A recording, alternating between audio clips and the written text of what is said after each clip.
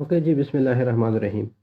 Video में हम physics class 9 के चैप्टर 1 के न्यूमेरिकल प्रॉब्लम सॉल्व करते हैं। नंबर 1 न्यूमेरिकल प्रॉब्लम है, write the number in prefix to power of 10।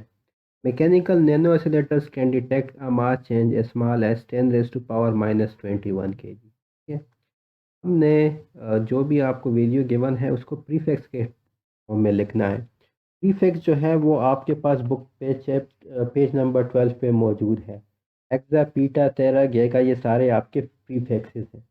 उस फॉर्म में आपने लिखना है। ठीक है, अब आपके पास पहले है जी 10 रेज टू पावर, मास जो है एम से डिनोट किया जाता है मास को, 10 raise to power minus 21 kg। ठीक है, देखिए ऐसा यूनिट ग्राम है तो पहले तो आप इस केजी को ग्राम में कन्वर्ट करें, और हमें ये भी पता है कि 1 kg इज इक्वल टू 1000 ग्राम, यानी कि 10 रेज टू पावर 3 ग्राम। ठीक है, तो पहले हम इस केजी को ग्राम में कन्वर्ट करते हैं, तो ये आपके पास 10 रेज टू पावर माइनस 21। अब केजी को ग्राम में कन्वर्ट करें तो 10 रेज टू पावर 3 ग्राम। ठीक है, तो ये आपके पास एम आ गया 10 रेज टू पावर माइनस 18 ग्राम। ठीक है, अब देखें जो 10 रेज टू पावर माइनस 18 है वो बराबर होता है एटो के।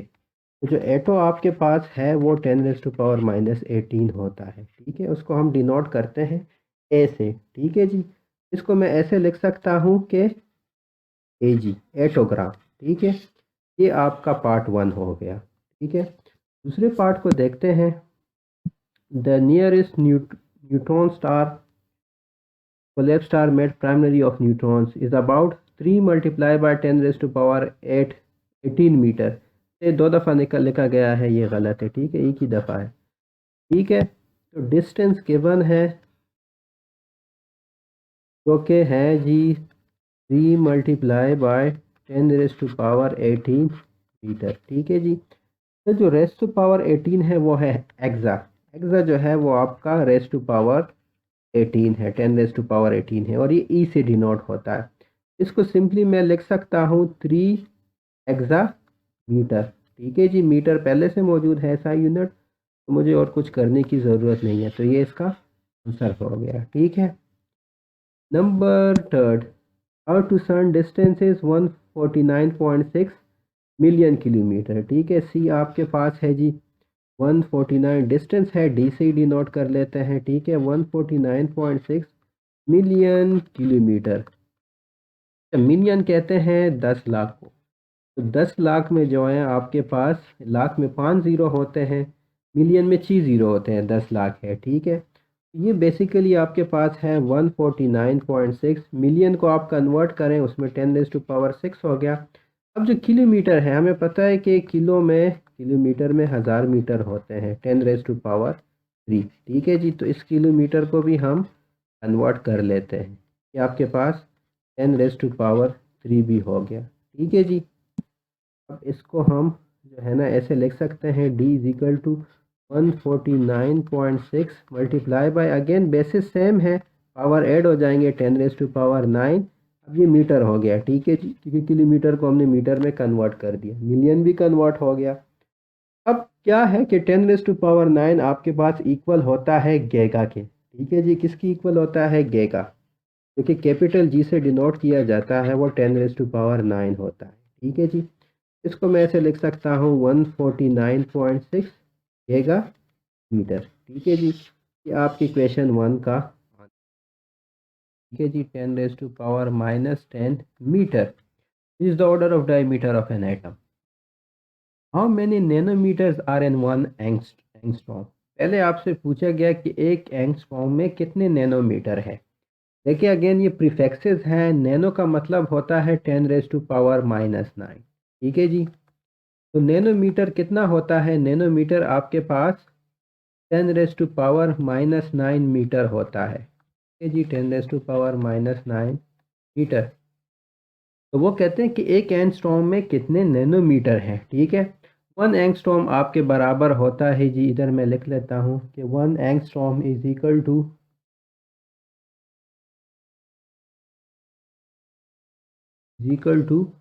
10 raise to power minus 10 metre. ठीक है जी, ये आपको गिवन है। अब nanometre 10 raise to power minus 9 metre के बराबर है, तो अब मैंने क्या करना है कि इस 10⁻10⁻10 को इस तरह लिखना है कि उसमें 10⁻−9 भी आ जाए।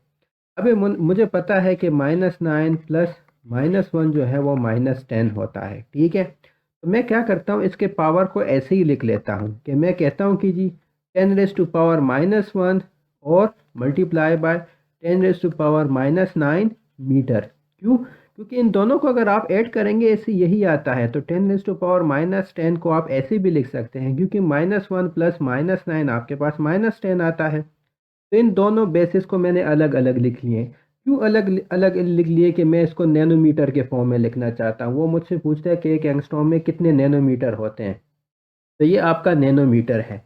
इसको मैं ऐसे लिख सकता हूँ कि 10⁻1 नैनोमीटर, क्योंकि 10⁻9 मीटर नैनोमीटर के बराबर होता है।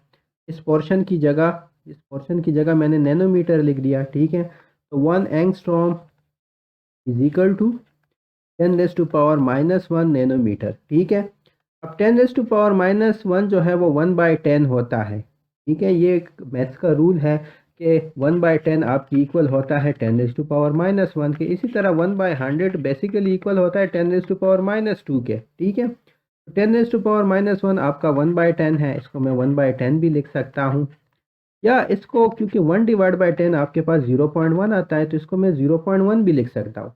तो 1 एंगस्ट्रॉम में आपके पास जी, सर मैं लिख लेता हूँ 1 angstrom is equal to 0.1 nanometre. अच्छा, नैनोमीटर को अगर हम सिंपली सिंबल से डिनोट करें तो NM हम लिखते हैं। N stands for nano, M stands for metre. ये आपके पार्ट ए का जो है वो आंसर हो गया, ठीक है। अब दूसरे पार्ट में वो पूछता है, तो ज़रा मैं मिटा देता हूँ, ठीक है, ताकि मेरे पास स्पेसिंग ज़्यादा आ जाए, ठीक है जी। चलिए दूसरा पार्ट हम इस साइड पे सॉल्व कर लेते हैं। दूसरे पार्ट में पूछता है how many femtometers are fermis are in 1 angstrom. देखिए, फेम्टो कहते हैं 10⁻⁻15 को। अगेन ये प्रीफिक्सेस आपको याद होने चाहिए, ठीक है जी। तो फेम्टोमीटर बेसिकली होता है 10⁻⁻15 मीटर होता है, ठीक है जी। फेम्टोमीटर इज 10⁻⁻15 मीटर। अब वो पूछता है कि 1 एंगस्ट्रॉम में, एंगस्ट्रॉम आपका क्या है 10⁻10 मीटर, उसमें कितने फेम्टोमीटर हैं, ठीक है। अगेन इधर मैं लिख लेता हूँ कि 1 एंगस्ट्रॉम, दोबारा मैं वही लिख लेता हूँ 1 angstrom is equal to 10⁻10 metre, ठीक है जी। अब मुझे 10⁻10 को इस तरह लिखना है कि उसमें 10⁻15 भी आ जाए, ठीक है जी। तो अब मैं क्या करता हूँ, इस -10 में मैंने -15 भी लेना है, +5, ये आपके पास -10 आता है, यही आता है -10। इस -10 को मैं ऐसे लिख सकता हूँ कि 10⁻15, ठीक है जी, मल्टीप्लाई बाय 10⁻5, ठीक हो गया। या आप इसको ऐसे लिख ले कि 10⁻5 मल्टीप्लाई बाय 10⁻15, एक ही बात है, मीटर लगा लें, ठीक है जी। क्योंकि ये देखें ना, -15 + 5 आपके पास -10 ही आता है। तो ये जो -10 है ये वाला, उसको मैंने इस फॉर्म में लिख लिया। एक्सपोनेंट देखें, एक्सपोनेंट ऐड होंगे जब बेसिस सेम है, तो वो ये -15 + 5 आपके पास -10 ही आता है। इसको मैंने है सेपरेट कर लिया और आपके पास ये आ गया। तो अब ये 10⁻⁻15 मीटर जो है ये आपका फेम्टोमीटर है। इसको मैं ऐसे लिख सकता हूँ 10⁻5 फेम्टोमीटर। और ये आपका क्या है, 1 एंगस्ट्रॉम है, ठीक है जी। तो 1 एंगस्ट्रॉम इक्वल टू 10⁻5 मीटर, या 10⁻5 फेम्टोमीटर को हम FM से डिनोट करते हैं। ये 10⁻5 FM, ये इसका आंसर हो गया, ठीक है जी। तीसरी पार्ट की तरफ चलते हैं, how many angstrom in 1 metre, ठीक है। अब देखे, अगेन 1 एंगस्ट्रॉम, दोबारा मैं लिख लेता हूँ जो स्टेटमेंट मुझे गिवन है। 1 angstrom is equal to 10⁻⁻10 metre, ठीक है। अब मैं 1 मीटर में कितने एंगस्ट्रॉम है वो मैं फाइंड करूँगा। तो दोनों साइड पे आप 10⁻10 को डिवाइड कर दें, इधर भी डिवाइड कर दें, इधर भी डिवाइड कर दें। ठीक है, ये आपका 1 आ जाएगा, 1 मीटर हो जाएगा। और ये जो है क्योंकि -10 है, डिवीजन में है, ये ऊपर चला जाएगा। आपका 10⁻10 एंगस्ट्रॉम जो है वो आ जाएगा 1 मीटर। या आप कह सकते हैं कि 1 मीटर इज इक्वल टू 10⁻10। ठीक है जी, ये आपका क्वेश्चन नंबर 2 जो है वो एंड हो गया।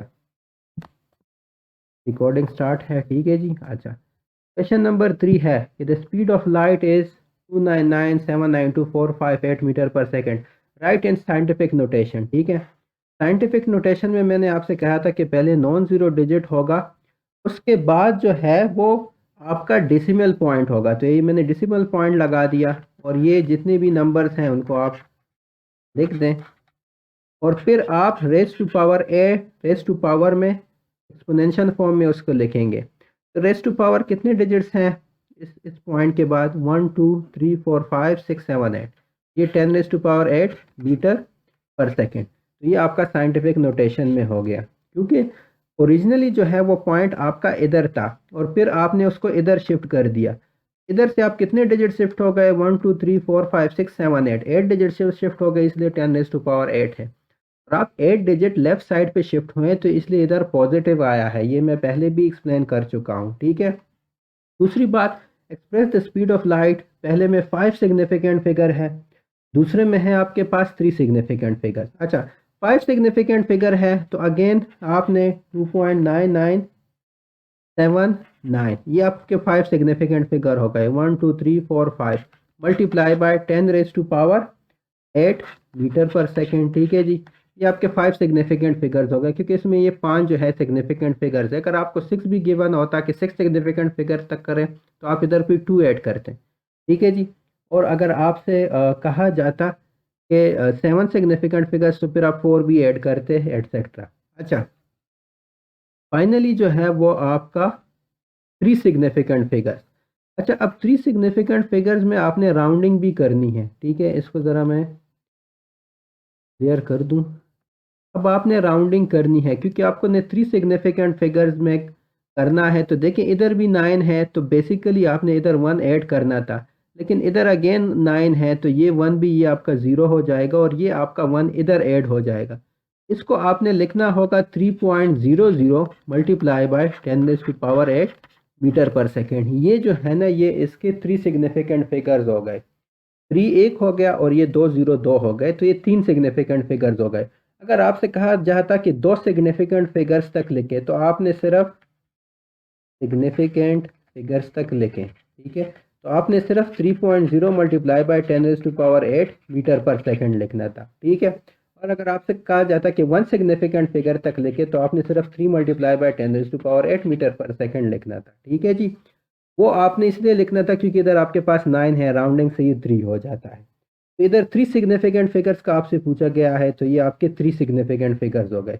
ये जो है ये आपका सिग्निफिकेंट फिगर नहीं है, ये रूल्स आप बुक में पढ़ सकते हैं। ये आपका सिग्निफिकेंट फिगर नहीं है, सिर्फ ये 3 ही आपके सिग्निफिकेंट फिगर है। ठीक है जी, उसके बाद आता है express the following in terms of powers of 10। Prefixes है, आपने पावर ऑफ 10 में तो लिखना है 7 नैनोमीटर। नैनो क्या होता है? 10⁻⁻9 होता है। ठीक है जी, इसको मैं ऐसे लिख सकता हूँ in terms of prefixes 7 multiply by 10⁻9 metre. ठीक है जी, नैनो 10⁻9 उसकी जगह मैंने लिख दिया, तो ये प्रीफिक्सेस में हो गया। दूसरा 96 मेगावाट। मेगा जो है वो 10⁻6 होता है। अच्छा, वाट जो है वो पावर का यूनिट है। ये जब इंशाल्लाह आने वाले चैप्टर्स में आप पढ़ेंगे पावर को, तो वाट जो है वो पावर का यूनिट है। ठीक है जी। अच्छा, मेगा जो होता है वो 10⁻6 होता है, तो यानी 96 मल्टीप्लाई बाय 10⁻6 वाट। ठीक है जी, अब देखिए साइंटिफिक नोटेशन में नहीं है, मैंने इसको साइंटिफिक नोटेशन में लिखना है। ठीक है, तो 96 है मतलब इधर पॉइंट मौजूद है, तो पॉइंट को मैं एक लेफ़्ट शिफ्ट करूँगा। तो जब मैं पॉइंट को लेफ़्ट शिफ्ट करता हूँ तो ये एक और डिजिट जो है वो इधर ऐड हो जाता है, तो ये 10⁻7 वाट हो जाएगा। अगर आपको इसकी समझ नहीं आई तो ये समझे कि 96 मल्टीप्लाई बाय 10⁻6 कितना होता है, वो आपके पास ये वाली वैल्यू आती है। अब आपने इसको साइंटिफिक नोटेशन में लिखना है। साइंटिफिक नोटेशन में लिखेंगे तो आपने पॉइंट इधर है, आपने इस लेफ्ट साइड पे जाना है, 7 डिजिट लेफ्ट पे जाना है, तो इसलिए इधर 10⁻7 आ गया। ठीक है जी। तीसरा है आपके पास 2 गीगाबाइट। गीगा कहते हैं 10⁻9 को। ठीक है जी। तो इसको साइंटिफिक नोटेशन में लिखना है तो आप लिखें 2 मल्टीप्लाई बाय 10⁻9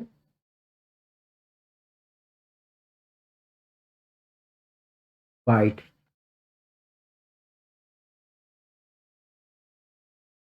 ठीक है जी। और अगर आप पॉइंट भी लगाना चाहते हैं तो 2.0 मल्टीप्लाई बाय 10⁻9 बाइट लिख सकते हैं।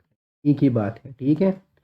नंबर डी जो है वो 43 माइक में पिको फेराड है। अच्छा, फेराड जो है वो कैपेसिटेंस का यूनिट है, याद रखिए प्लीज़। क्या फेराड किस चीज़ का यूनिट है? कैपेसिटेंस का यूनिट है।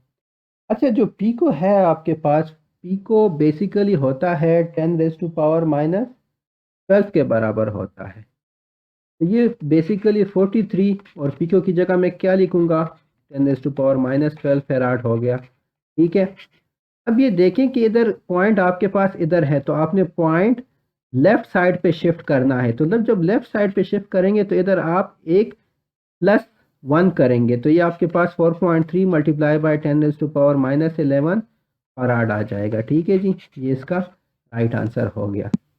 Finally 2 millimetre. मिली कहते हैं 10⁻2 को। ठीक है जी। तो ये 2 मल्टीप्लाई बाय 10⁻2 मीटर हो जाएगा। ठीक है। और अगर आप इसको सॉरी, मिली 10⁻3 को कहते हैं। ठीक है। मिली इज 10⁻3, क्योंकि देखें ना, 1 मीटर में आपके पास 1000 मिलीमीटर होते हैं। सो मिली इज 10⁻3। ठीक है। तो ये आप 2.0 मल्टीप्लाई बाय 10⁻3 मीटर भी लिख सकते हैं। दोनों आपके पास ठीक है। सही है जी। उसके बाद है जी question number 5, mass of bacterium cell. अच्छा, इसको आपने साइंटिफिक नोटेशन में लिखना है। साइंटिफिक नोटेशन में non zero digit decimal multiply by 10⁻। अच्छा, अब देखें, आपके पास पॉइंट इधर है और आप राइट शिफ्ट जा रहे हैं। कितने डिजिट जा रहे हैं? 3, 6, 9, 12। तो आपने माइनस लिखना है, राइट शिफ्ट माइनस है। दूसरा, diameter of sun, again non zero digit 1.39 multiply by 10⁻। अब देखें, आपका पॉइंट इधर है और आप लेफ्ट शिफ्ट जा रहे हैं। कितने डिजिट जा रहे हैं? 3, 6, 9 डिजिट जा रहे हैं। तो आपने ये 10⁻9 मीटर लिखना है। तो ये थे फिजिक्स के क्लास 9 के numerical problem.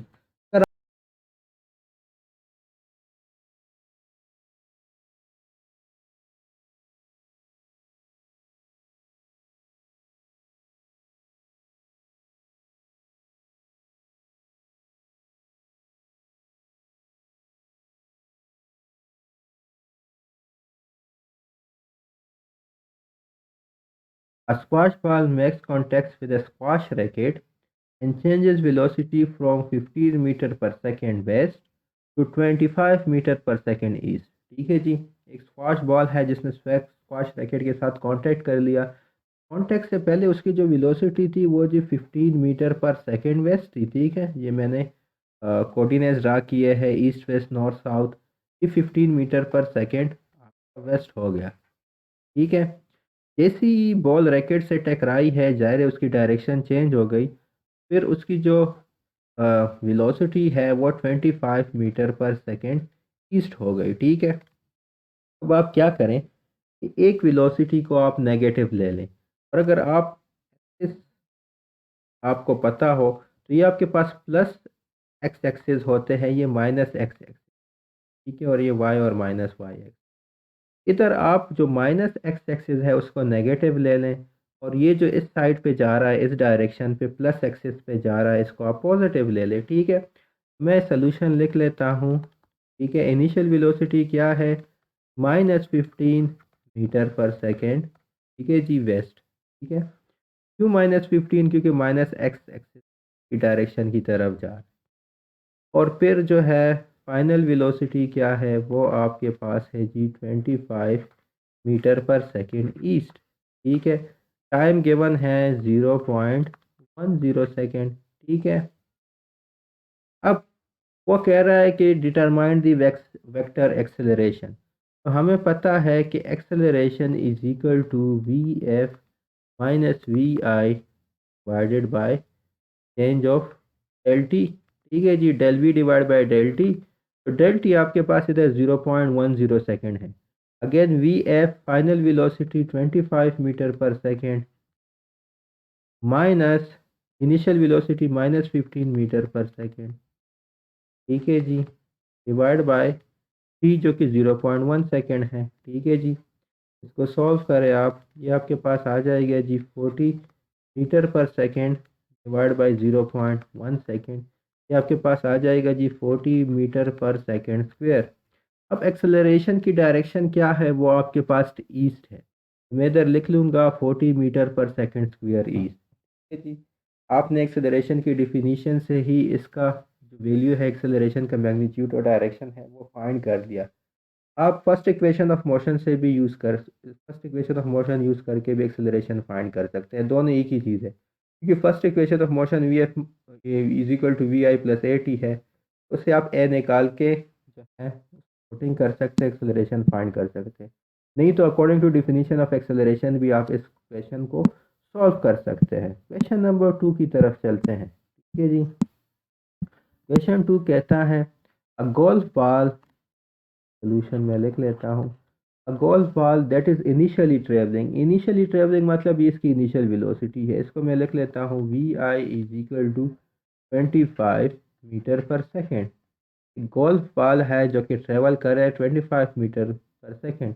It's a stand stop and slows down with an acceleration of -20 metre पर सेकेंड स्क्वेयर। अच्छा, जब भी आपके पास माइनस आ जाए एक्सेलरेशन के साथ, वो आपका डी एक्सेलरेशन होता है। ठीक है जी, वो आपका डिक्सेलरेशन होता है। ठीक है, ये आपका -20 मीटर पर सेकेंड स्क्वेयर हो गया। फाइंड इज डिस्प्लेसमेंट, फाइंड क्या करना है, एस फाइंड करना है। डिस्प्लेसमेंट गिवन है S is equal to, sorry time given है T is equal to 2 second. Find क्या करना है, ये गिवन डेटा हो गया। फाइंड हमने करना है जी डिस्प्लेसमेंट एस। ठीक है, अब हमने डिस्प्लेसमेंट फाइंड करना है। ठीक है, अच्छा, अगेन जब भी आपको टाइम गिवन हो तो आप या फर्स्ट इक्वेशन यूज़ करते हैं या सेकंड इक्वेशन यूज़ करते हैं। लेकिन जब आपको डिस्प्लेसमेंट गिवन हो या आपने डिस्प्लेसमेंट फाइंड करना हो तो उस डिस्प्लेसमेंट सेकंड और थर्ड इक्वेशन से यूज़ हो सकता है। ठीक है जी, इधर आप second equation of motion use करेंगे। हम लिखेंगे from second equation of motion. ठीक है, ये रूल ज़रा याद रखें कि जब आपके पास टाइम नहीं गिवन तो आप ज़्यादातर third equation of motion use करते हैं। अगर टाइम नहीं गिवन हो, टाइम गिवन हो फर्स्ट या सेकंड इक्वेशन, फिर आपने उसमें देखना है कि जी आपने फाइंड क्या करना है। अकॉर्डिंगली आपने डिसाइड करना है कि फर्स्ट और सेकंड में कौन सा इक्वेशन आप यूज़ करेंगे। ठीक है, अब देखिए हमें इधर डिस्प्लेसमेंट एस फाइंड करना है जो कि फर्स्ट इक्वेशन में है ही नहीं, इसलिए हम सेकंड इक्वेशन यूज़ करते हैं।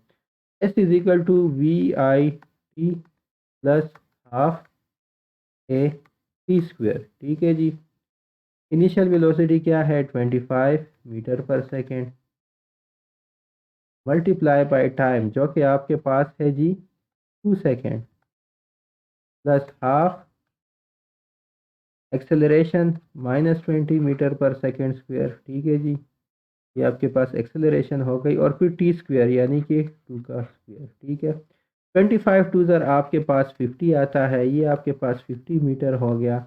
और ये अब इसको सॉल्व करें, +1/2 -20 और 4। ठीक है जी, ये आपके पास 50 मीटर, माइनस को मैं इस साइड पे ले आता हूँ। ठीक है, और हमारे पास 2 10 जो है वो 20 होता है। 10 मल्टीप्लाई बाय 4 आपके पास 40 मीटर आ गया। तो डिस्प्लेसमेंट आपके पास आ चुकी है जी जो कि आपके पास है 10 मीटर। ठीक है जी, उम्मीद है आपको इस क्वेश्चन की समझ आई होगी। इस वीडियो को अपने दोस्तों के साथ शेयर करें ताकि वो भी इससे फ़ायदा उठा सकें। Question number 3, a bullet accelerates the length of the barrel of a gun 0.750 meter long with the magnitude of this much acceleration। ये देखिए metre per second square given है तो आप समझ गए कि ये एक्सेलरेशन है। With what speed does the bullet exit the barrel. ठीक है जी, तो आपने स्पीड फाइंड करनी है कि किस स्पीड से बुलेट ने जो है बैरल को एग्जिट किया है। ठीक है जी। अच्छा, इधर मैं सोल्यूशन लिख लेता हूँ। अब आपको एक्सेलरेशन गिवन है, acceleration is equal to 5.35 multiply by 10⁻⁵ metre पर सेकेंड स्क्वेयर। ठीक है जी, ये आपको एक्सेलरेशन गिवन है। Length of the barrel given है, जो डिस्टेंस है आप उसको एस या एल से डिनोट कर ले, 0.750 मीटर। ठीक है जी। अच्छा, with what speed does the bullet exit the barrel. तो आपने क्या करना है कि आपने इधर फाइनल स्पीड या फाइनल वेलोसिटी फाइंड करनी है, क्योंकि इनिशियली जो वेलोसिटी होगी वो आपके पास ज़ीरो होगी। जब आप प्रेस करते हैं पिस्तौल को, तो इनिशियली बुलेट रेस्ट पे होती है। तो इधर हमने वी आई को ज़ीरो ले लेना है जी, 0 मीटर पर सेकेंड। और वो with what speed does the bullet exit the barrel, वो आपका वी एफ हो जाएगा, फाइनल वेलोसिटी या फाइनल स्पीड हो जाएगी। ठीक है जी। कि देखें ना, अगर फॉर एग्जांपल ये आपकी पिस्तौल है और जब आप बटन प्रेस करते हैं ये आपका बुलेट है, तो वो कहता है कि उसने इतना 0.750 मीटर डिस्टेंस कवर कर लिया, उसके बाद बुलेट जो है वो गन बैरल से निकली है। तो ये इसका फाइनल वेलोसिटी हो गया, वो हमने फाइंड करना है। और ये इसकी इनिशियल वेलोसिटी है, ये आपका गन है। ठीक है जी। हमने वी एफ को फाइंड करना है। अगेन आपको टाइम नहीं गिवन, तो मैंने आपसे कहा था कि जब भी आपको टाइम नहीं गिवन होता, आप थर्ड इक्वेशन ऑफ मोशन को यूज़ कर लें। थर्ड इक्वेशन ऑफ मोशन क्या कहता है, I am going to write over here from third equation of motion, we have 2as is equal to v square f plus v square I। ठीक है जी। अब v square आई आपके पास zero है, तो इसको मैं ऐसे लिख सकता हूँ 2as is equal to V square F. ठीक है, ये आपके पास ज़ीरो है। ठीक है जी। Implies that V F is equal to, दोनों साइड पे अंडर रूट ले ले, अंडर रूट 2s। एस क्या चीज़ है, वही एल है आपके पास। तो V F is equal to under root 2 multiply by 5.35 multiply by 10⁻⁵ multiply by 0.75। ठीक है जी। इसको आप सॉल्व कर लें और फिर इसका अंडर रूट ले लें, आपके पास फाइनल वेलोसिटी। ये जब आप मल्टीप्लाई करेंगे तो ये वी एफ आपके पास आ जाएगा जी 802,500। ठीक है जी। और जब आप अंडर रूट लेंगे ये आपके पास आ जाएगा जी 895.8। स्पीड है, वेलोसिटी है, तो मीटर पर सेकेंड। इसको हम राउंड ऑफ करते हैं तो ये आपके पास 896 मीटर पर सेकेंड आंसर आ जाएगा। ठीक हो गया जी। नेक्स्ट क्वेश्चन की तरफ चलते हैं। नेक्स्ट क्वेश्चन कहता है a driver is travelling at 18 metre पर second when she sees a red light. ठीक है जी। सोल्यूशन में आपको लिख लेता हूँ। एक ड्राइवर है जो कि स्पीड से जा रहा है 18 मीटर पर सेकेंड से, इसकी इनिशियल वेलोसिटी है, इनिशियल स्पीड है। When she sees a red light at, देखिए जब भी आप बत्ती देखते हैं तो आप स्टॉप करने की कोशिश करते हैं। Her car is capable of deaccelerating at the rate of 3.65 metre पर सेकेंड स्क्वायर। अगेन डीएक्सेलरेशन है, ये नेगेटिव होगी, तो a is equal to -3 point, और इसको मैं ज़रा दोबारा लिखूँ, -3.5 मीटर पर सेकेंड स्क्वायर। एक्सेलरेशन भी लिख दिया।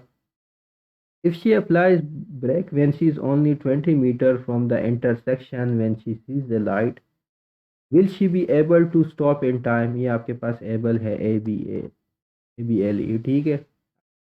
अब आप क्वेश्चन को समझने की कोशिश करें। एक ड्राइवर है, ये फॉर एग्जांपल आपका ड्राइवर हो गया। ठीक है, ये गाड़ी में ड्राइवर है। ठीक है जी, ये गाड़ी है आपकी। अब 20 मीटर के फासले पर एक रेड लाइट है। ठीक है, ये आपका रेड लाइट है जो कि 20 मीटर के फासले पे है। फासला कितना है, 20 मीटर है। ये आपकी रेड लाइट है। ड्राइवर यहाँ से रेड लाइट देखता है और वो 20 मीटर, जो रेड लाइट है वो 20 मीटर इससे आगे है, और वो यहाँ पे ब्रेक्स अप्लाई करता है। अब जब वो ब्रेक्स अप्लाई करते हैं, जाहिर सी बात है जब आप ब्रेक अप्लाई करते हैं आप उधर नहीं रुकते, थोड़ी थोड़ी दूर जाके ही रुकते हैं। तो उसकी जो गाड़ी है वो इस स्पीड से डीएक्सेलरेट हो रही है। तो अब वो पूछ रहा है कि क्या वो 20 मीटर के अंदर अंदर ही ये गाड़ी रुक जाती है कि नहीं रुकती। इसके लिए हम फाइंड करते हैं कि इस एक्सेलरेशन के साथ, इस वेलोसिटी के साथ उसने जो डिस्टेंस है वो कितना कवर किया है। ठीक है जी। अच्छा, अब जब ये एंड पे आ गया तो एंड पे इसने स्टॉप हो जाना है। ठीक है जी। वो कहता है कि 20 मीटर में ये स्टॉप हो सकता है कि नहीं हो सकता। तो वी एफ हम ज़ीरो ले लेंगे क्योंकि वो फिर स्टॉप होना चाहता है। 18 मीटर पर सेकंड पे जा रहा है और उसने रेड लाइट देख ली जो कि 20 मीटर के फासले पे है, और वो डी एक्सेलरेट कर रहा है इस रेट पे। तो वो कह रहा है कि क्या 20 मीटर में वो स्टॉप हो जाएगा, 20 मीटर में इसकी फाइनल स्पीड ज़ीरो हो जाएगी कि नहीं हो जाएगी, वो हम फाइंड करते हैं। हम क्या करते हैं कि यार हम डिस्टेंस फाइंड करते हैं कि इस एक्सेलरेशन के साथ, इन वेलोसिटीज़ के साथ कितना डिस्टेंस कवर कर लिया स्टॉप होते होते। तो उसके लिए अगेन देखिए, आपको टाइम नहीं गिवन, तो जब टाइम नहीं गिवन तो आप सिर्फ थर्ड इक्वेशन ही यूज़ कर सकते हैं। तो from third equation of motion हम फाइंड करते हैं कि उसको कितना डिस्टेंस रिक्वायर्ड है स्टॉप होने के लिए। ठीक है। From third equation of motion, ठीक है जी, 2as is equal to V square F minus V square I. अब आपके पास वी एफ ज़ीरो है, ये जो टर्म है ये आपके पास ज़ीरो है, तो 2as is equal to minus V square I. ठीक है जी। हमने क्या फाइंड करना है, हमने एस फाइंड करना है। तो S is equal to minus V I square divide by 2a। ठीक है जी। वी आई क्या चीज़ है आपके पास, वो आपको गिवन है 18 मीटर पर सेकंड है। माइनस लगा दिया, 18 का स्क्वेयर भी ले लिया, वी आई का स्क्वेयर हो गया, 2 इंटू ए। अच्छा, डी एक्सेलरेशन है तो उसके साथ भी आपने माइनस ही लगाना है। आपने इसको सॉल्व करना है, आपके पास डिस्टेंस आ जाएगा। ठीक है। जब माइनस और माइनस आपस में कट जाएंगे, ठीक है, कि माइनस इंटू माइनस प्लस होता है। और जो 18 का स्क्वेयर है वो आपके पास है जी 324।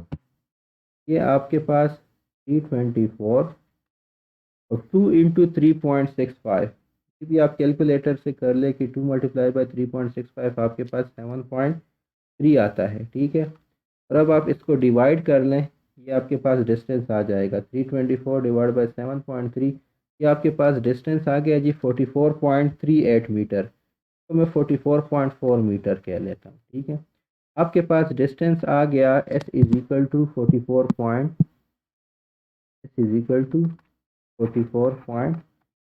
मीटर। ठीक है जी।